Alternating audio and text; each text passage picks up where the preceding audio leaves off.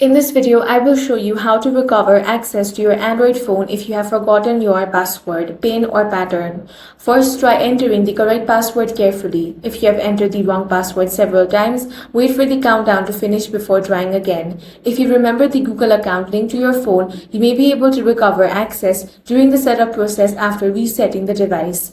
If you cannot remember the password at all, open up any web browser on another device. Head over to android.com/find on that device.